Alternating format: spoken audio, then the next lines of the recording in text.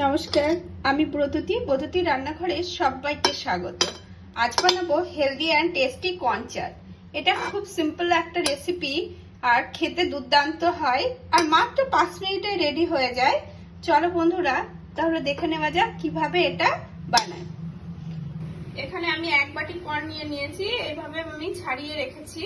এবার এটা আমি গরম জলে 5 মিনিট মতো একটু সিদ্ধ করে নেব। আমার কর্নটা সিদ্ধ করা হয়ে গেছে, এবার আমি একটু জল ঝরিয়ে নেব। এবার এখানে একটা প্যান গরম করে আমি এর মধ্যে দিয়ে দেব কিছুটা বাটার। বাটারটা একটু মেল্ট হলেই আমি এর মধ্যে দিয়ে দেব কর্ন।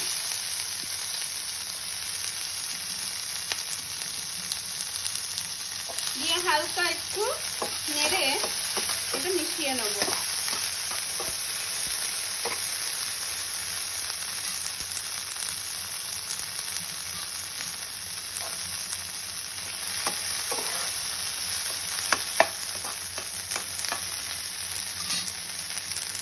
এবার গ্যাসটা বন্ধ করে এর মধ্যে দিয়ে দেব পরিমাণ মতো একটু বিট লবণ,